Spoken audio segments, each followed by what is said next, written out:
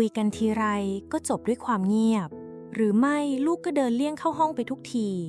บ้านไหนกำลังเจอแบบนี้อยู่บ้างคะวันนี้แม่แก้วจะพามาปลดล็อก5ความในใจที่ลูกอยากบอกแต่ไม่กล้าพูดซึ่งถ้าเราเข้าใจความรู้สึกเหล่านี้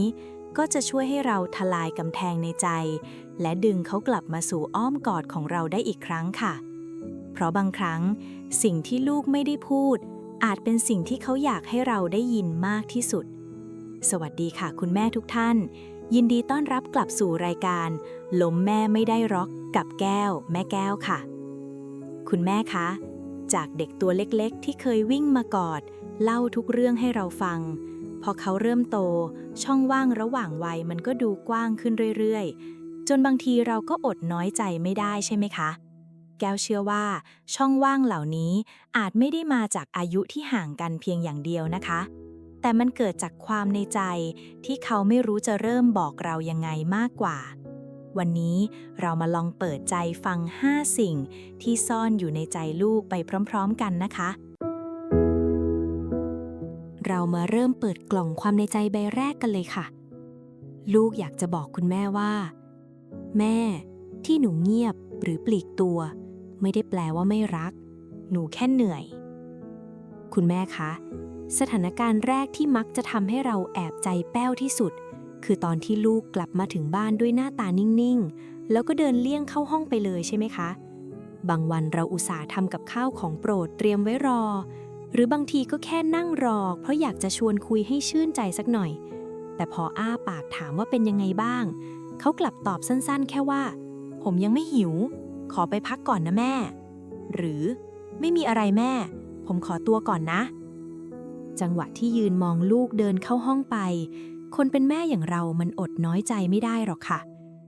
ลึกๆเรามักจะเผลอคิดตัดพ้อไปว่าเดี๋ยวนี้ไม่อยากคุยกับแม่เลยนะหรือโตแล้วมีอะไรก็ไม่เคยเล่าให้แม่ฟังเหมือนตอนเด็กๆเลยแต่คุณแม่คะในโลกของลูกที่กำลังเป็นวัยรุ่นหรือวัยเริ่มทำงานสิ่งที่เขาแบกมาจากข้างนอกทั้งความกดดันการแข่งขันหรือความเครียดในแต่ละวันมันสูบพลังงานเข้าไปจนหมดเกลี้ยงเลยค่ะเขาไม่ได้โกรธหรือรำคาญเรานะคะเขาแค่หมดแรงจริงๆสำหรับเขาแล้วบ้านคือที่เดียวที่เขาจะสามารถถอดหน้ากากที่ต้องปั้นยิ้มสู้กับคนข้างนอกออกเพื่อแสดงความเหนื่อยล้าออกมาได้ตรงนี้ล่ะค่ะที่คุณแม่ต้องหยิบหลักธรรมเรื่องสติและเมตตามาใช้สติจะช่วยหยุดความน้อยใจของเราเพื่อให้เรามองเห็นความเพลียบนใบหน้าเขาจริงๆส่วนเมตตาคือการอนุญาตให้เขามีพื้นที่ได้พักผ่อนอย่างที่เขาต้องการครั้งหน้าถ้าลูกเดินเข้าบ้านมาด้วยความเงียบลองเปลี่ยนจากการตั้งคำถามเป็นการแค่ยิ้มแล้วบอกเขาว่าเหนื่อยมาทั้งวันไปอาบน้ำพักผ่อนก่อนนะลูกเดี๋ยวแม่เก็บกับข้าวไว้ให้เมื่อเขารู้สึกว่าบ้านคือที่ที่เขาพักใจได้เต็มที่โดยไม่ต้องถูกคาดคั้นเดี๋ยวพอเขาชาร์จแบตจนมีแรงเขาจะเปิดประตูเดินออกมาหาและเล่าเรื่องต่างๆให้คุณแม่ฟังเองค่ะขยับมาทำความเข้าใจกันต่อในความในใจอย่างที่2ค่ะลึกๆแล้วลูกอยากบอกเราว่าแม่เวลาหนูเล่าปัญหาให้ฟังหนูแค่อยากมีคนเข้าข้างไม่ได้อยากฟังคำสั่งสอนพอลูกเริ่มมีแรงเดินออกจากห้องมาคุยกับเราแล้วหลายบ้านมักจะมาตกม้าตายกันตรงนี้แหละค่ะเวลาลูกเริ่มเปิดปากบ่นเรื่องเพื่อนหรือเล่าปัญหาที่ทำงานให้ฟังสัญชาตญาณความเป็นแม่ที่รักลูกมากมักจะสั่งให้เรารีบพ่นคำสอนหรือแนะนำวิธีแก้ปัญหาให้เขาทันทีบางทีเราอาจจะเผลอพูดไปว่าก็แม่บอกแล้วไงว่าอย่าทำแบบนั้นหรือสมัยแม่นะลูกต้องอดทนกว่านี้อีกแต่คุณแม่รู้ไหมคะในวันที่เขาไปเจอเรื่องแย่ๆมาสิ่งที่เขาต้องการที่สุดไม่ใช่ผู้พิพากษาที่มาตัดสินถูกผิดหรอกค่ะแต่เขาต้องการแค่คนเข้าข้างเขาแค่อยากได้ใครสักคนที่พร้อมจะรับฟังเขาอย่างไม่มีเงื่อนไขนี่คือช่วงเวลาสำคัญที่คุณแม่ต้องดึงสติกลับมาและใช้ปิยวาจาหรือถ้อยคำที่เป็นมิตรเพียงแค่คุณแม่รับฟังพยักหน้า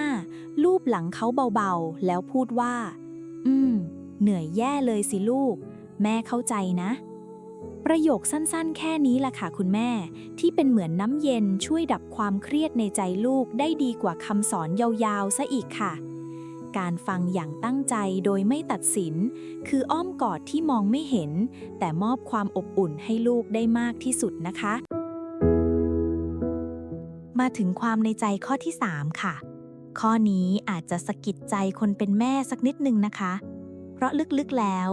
ลูกอยากสะท้อนให้เราเห็นว่าแม่เวลาที่แม่พูดประชดมันไม่ได้ทำให้หนูอยากเข้าหาเลยนะมีแต่จะยิ่งทำให้หนูอยากหนีคุณแม่คะมีคำพูดไหนบ้างไหมคะที่เรามักจะหลุดปากออกมาเวลาลูกไม่ได้ดั่งใจเช่นเดี๋ยวนี้เก่งแล้วนี่ไม่ต้องง้อแม่แล้วหรือประโยคฮิตๆอย่างโตแล้วนี่อยากจะทำอะไรก็ทำไม่ต้องมาเห็นหัวแม่หรอกเราอาจจะคิดว่าการพูดประชดแบบนี้จะทำให้ลูกสำนึกแต่ในมุมของลูกคำประชดพวกนี้มันเหมือนกำแพงหนามค่ะยิ่งเราพูดประชดเขายิ่งรู้สึกอึดอัดจนไม่อยากเดินเข้าใกล้เราเพราะเขารู้สึกว่าเข้ามาคุยด้วยทีไร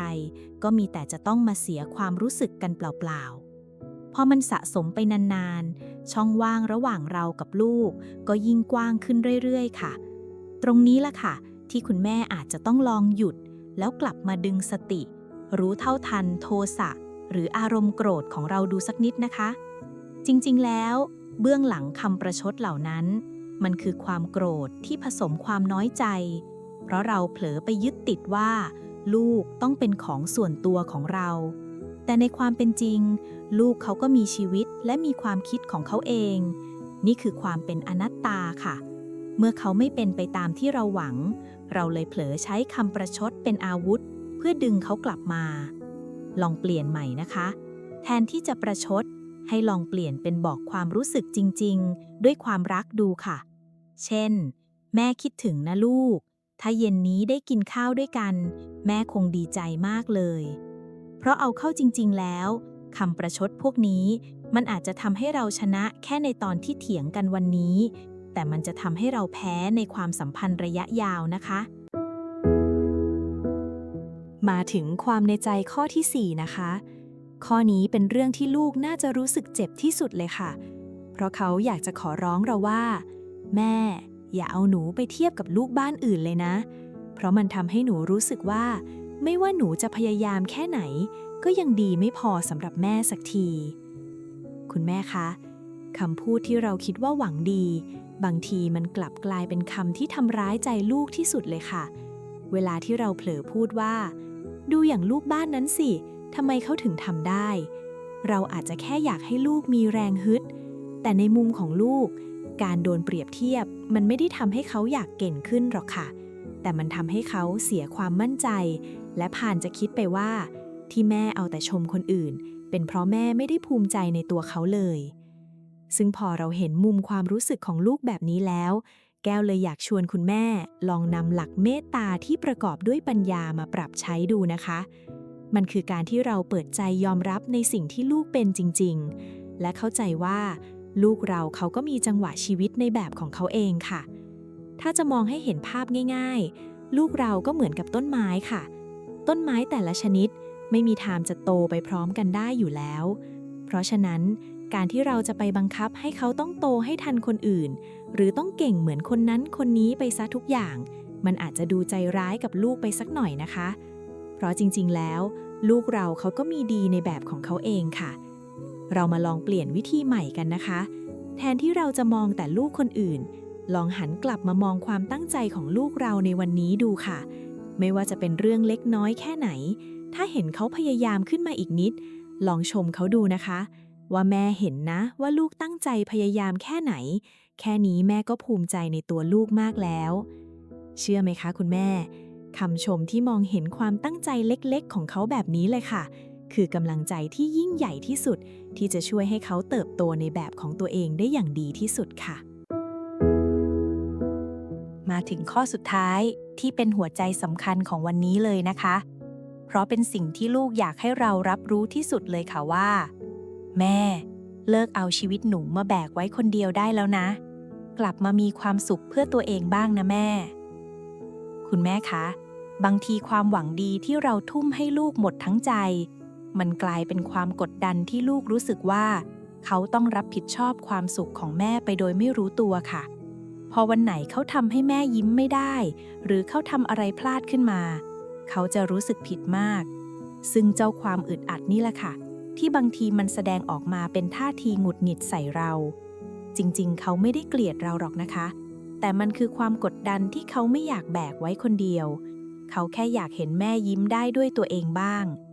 ตรงนี้แหละค่ะ ที่หลักอุเบกขาจะเข้ามาช่วยเราได้ มันคือการรักแบบเว้นระยะห่างค่ะ ให้เขามีพื้นที่ได้โต และให้เรามีพื้นที่ได้กลับมาดูแลใจตัวเอง ของขวัญที่ลูกอยากได้จากเราที่สุด คือการได้เห็นว่า แม่ดูแลตัวเองได้นะ และแม่ก็มีความสุขดีจริงๆ แก้วเชื่อจริงๆค่ะว่า เมื่อไหร่ที่แม่มีความสุขได้ด้วยตัวเอง บ้านจะกลายเป็นที่ที่อยู่แล้วสบายใจที่สุด แล้ววันนั้นลูกจะอยากเดินกลับมาหาอ้อมกอดของเราเอง เพราะเขาไม่ต้องแบกความคาดหวังอะไรไว้เลย นอกจากความรักที่มีให้กันจริงๆค่ะ คุณแม่คะ ฟังมาจนครบทั้ง 5 ข้อแล้ว แก้วเชื่อว่าตอนนี้เราคงได้คำตอบแล้วใช่ไหมคะ ว่าจริงๆแล้ว ลูกไม่ได้เปลี่ยนไปหรอกค่ะ เขาแค่มีบางอย่างในใจที่ไม่รู้จะบอกเรายังไงเท่านั้นเอง แก้วหวังว่าสิ่งที่เราคุยกันวันนี้ จะช่วยให้เรามองข้ามท่าทีฟัดเหวี่ยง หรือความเฉยชาของลูก แล้วมองเห็นสิ่งที่เขาพยายามจะบอกเราจริงๆนะคะ ว่าเขาไม่ได้อยากทำร้ายใจเราหรอกค่ะ เขาแค่กำลังหัดเป็นผู้ใหญ่ที่อยากมีพื้นที่ส่วนตัว